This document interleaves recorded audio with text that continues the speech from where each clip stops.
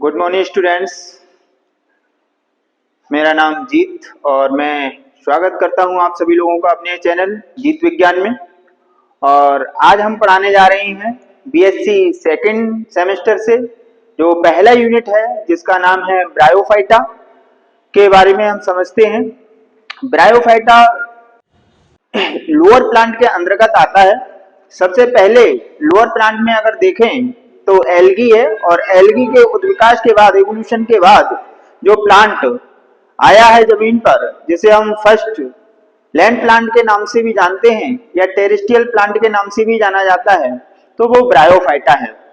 तो आज हम ब्रायोफाइटा के बारे में थोड़ा समझते हैं और इसके कुछ मेन फीचर्स हैं जिसके बारे में समझते हैं क्या है bryophyta.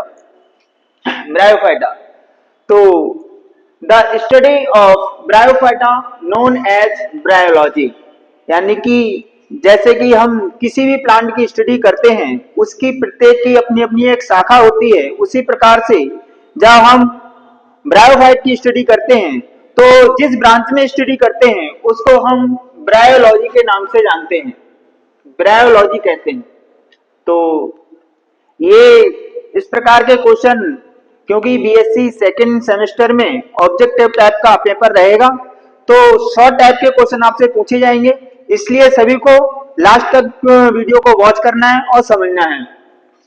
Father of bryology Hedwig, यानी कि जो सबसे पहले जिन्होंने ब्रायोफाइट के बारे में स्टडी की है तो वो फादर ऑफ ब्रायोलॉजी कहलाएंगे। उनका नाम है Hedwig. Father of Indian bryology SR. Kashyap, जिनको हम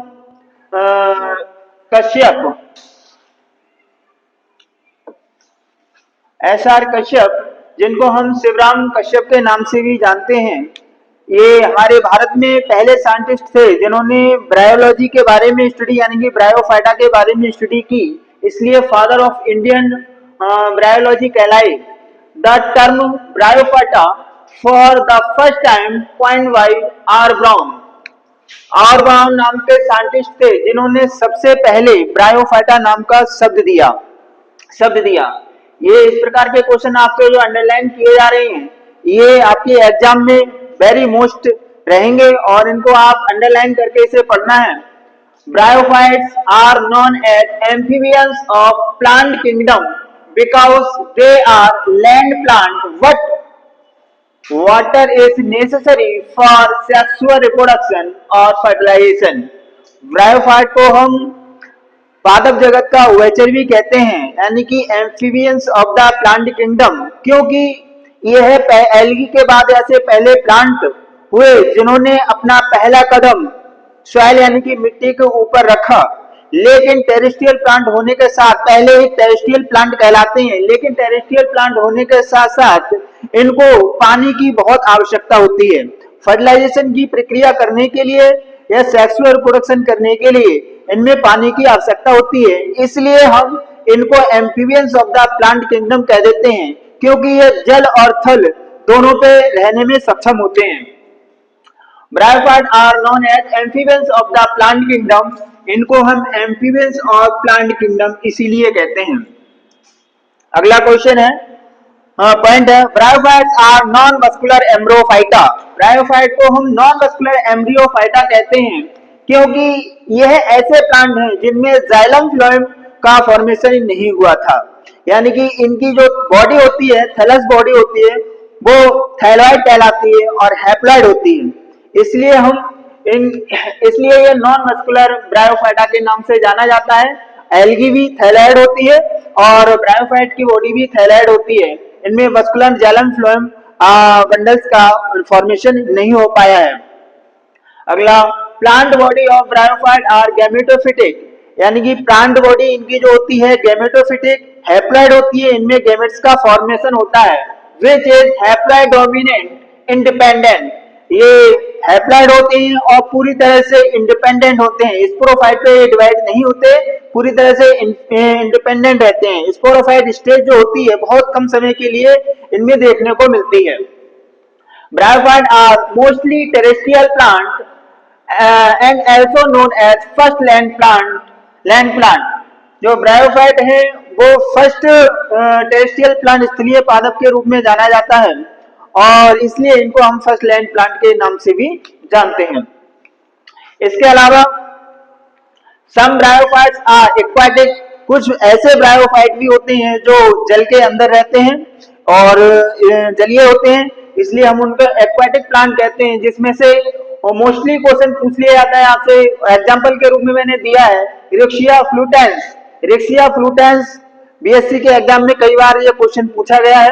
रियला और फॉन्टिनेलिस, इरेक्शिया कार्पस नेटेंस, ये जो 3 एग्जांपल दिए हैं ये ऐसे ब्रायोफाइट हैं जो एक्वाटिक रहते हैं यानी कि जल के अंदर पाए जाते हैं। इसके अलावा एपिफिटिक, कुछ ऐसे ब्रायोफाइट भी होते हैं जो दूसरे प्लांट के ऊपर, एपी मतलब ऊपर, फिटिक मींस पादप के, जो दूसरे पादप के ऊपर ग्रो करते हैं उनको हम एपिफिटिक प्लांट कहते हैं। इसमें हमने एग्जांपल दिया है फ्रुलेनिया और रेडुला, 2 ऐसे ब्रायोफाइट जो दूसरे प्लांटों के ऊपर ग्रो करते हैं, इसलिए हम इसको एपिफिटिक प्लांट के रूप में जानते हैं। इसके अलावा सेप्रोफिटिक यानी कुछ मोस्टली ये क्लोरोफिल इनके अंदर होता है, ऑटोट्रोफिक होते हैं, सनलाइट की प्रेजेंट में अपना भोजन ये फोटोसिंथेसिस के द्वारा खुद बना लेते हैं। फिर भी इसमें एक्सेप्शन है, अपवाद पाया जाता है, यानी ये कुछ ब्रायोफाइट जो अपना भोजन स्वयं नहीं बना पाते हैं उनको हम वो एक तरह से सेप्रोफिटिक रूप में अपना जीवन व्यतीत करते हैं। सेप्रोफिटिक यानी कि मृतोपजीवी, ऐसे पादप जो मृत कार्बनिक ऑर्गेनिक मैटर से अपना भोजन प्राप्त करते हैं सेप्रोफिटिक कहलाते हैं। तो सेप्रोफिटिक के रूप में यहाँ पर कुछ एग्जांपल मैंने दिया है, वॉक्सबोमिया एफाइला। वॉक्सबोमिया एफाइला ये पूरी तरह से सेप्रोफिटिक ब्रायोफाइट है। इसके अलावा क्रिप्टोथैलस मिराबिलिस, ये 2 ऐसे ब्रायोफाइट के एग्जांपल यहाँ पर दिए गए हैं जो सेप्रोफिटिक पोषण प्राप्त करते हैं मृत ऑर्गेनिक डेड ऑर्गेनिक मैटर से। इसके अलावा आप देखेंगे जीरोफिटिक यानी कि ब्रायोफाइट में कुछ ऐसे ब्रायोफाइट भी होते हैं जो जीरोफिटिक यानी कि बिल्कुल जहां जीरोफिटिक कंडीशन यानी कि बहुत कम नमी पाई जाती है, ऐसी जगहों पर ये कुछ ग्रो करते हैं और ऐसे ब्रायोफाइट को हम कहते हैं जीरोफिटिक। जीरोफिटिक जिसमें ये क्वेश्चन बहुत पूछा जाता है, जीरोफिटिक ब्रायोफाइट कौन सा है। और उसके बाद टॉर्टुला, तो आपको इस तरह से जो क्वेश्चन मैंने अंडरलाइन किए हैं ये आपको याद रखना है, क्योंकि अब ऑप्शन ऑब्जेक्टिव टाइम में आएंगे तो आपको 4 ऑप्शन दे दिए जाएंगे, उसमें पूछ लिया जाएगा कि सेप्रोफिटिक ब्रायोफाइट बताइए या फिर जीरोफिटिक ब्रायोफाइट बताइए। तो आपको जो मेन शब्द मैंने यहाँ पर नोट किए हैं इसे आप नोट कर लीजिए। इसके अन्य फीचर्स के बारे में समझते हैं कि ऑल ब्रायोफाइट्स एंथ्रोजोइट्स आर बाइफ्लैजेलेट, यानी कि इनके अंदर ब्रायोफाइट के मेल सेक्स ऑर्गन्स एंथ्रीडियम होता है और एंथ्रीडियम के अंदर एंथ्रोजोइट्स बनते हैं। एंथ्रोजोइट्स मेल गैमेट होते हैं और सभी ब्रायोफाइट के जितने भी एंथ्रोजोइट्स होते हैं सभी बाइफ्लैजेलेट होते हैं, बाइफ्लैजेलेट होते हैं। इसके अलावा इन bryophyte sexual reproduction is oogamous type, इनमें सेक्सुअल रिप्रोडक्शन पाया जाता है वो oogamous टाइप का पाया जाता है। यानी कि oogamous का मतलब हम समझते हैं oogamous एक प्रकार का रिप्रोडक्शन है जिसमें मेल गैमेट मोटाइल होता है और फीमेल गैमेट नॉन मोटाइल होता है। नॉन मोटाइल होता है, मेल गैमेट पानी की हेल्प से, वाटर की हेल्प से फीमेल गैमेट तक पहुंचता है और फर्टिलाइजेशन की प्रोसेस पूरा करता है। तो इस प्रकार का जो रिप्रोडक्शन होता है वो कहलाएगा आपका oogamous टाइप का, oogamous टाइप रिप्रोडक्शन कहलाता है। कंप्लीट फॉसिल ब्रायोफाइट यानी कि पूरी तरह से फॉसिल है, अब यह जीवित फॉर्म में नहीं पाया जाता, जो पूरी तरह से फॉसिल हो चुका है।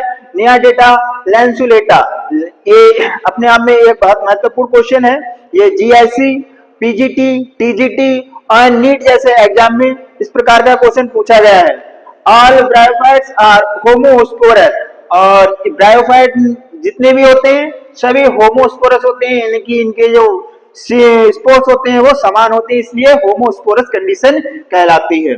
इसके अलावा मैंने कुछ नोट किया है, यानी कि नोट में आप देखेंगे ट्रू मॉस ब्रायोफाइट में जो ब्रायोफाइट का क्लासिफिकेशन है वो हम आपको नेक्स्ट लेक्चर में बताएंगे, जिसको हम हेपेटोकोप्सिडा, एंथोसिरोप्सिडा और ब्रायोप्सिडा आदि में बांटा गया है।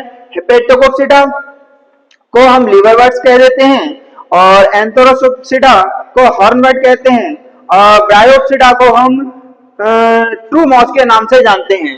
तो इसके अंदर जो ट्रू मॉस है वो यहाँ पर नोट कर लिया गया है, नोट कर दिया गया है। पॉलीट्राइकम,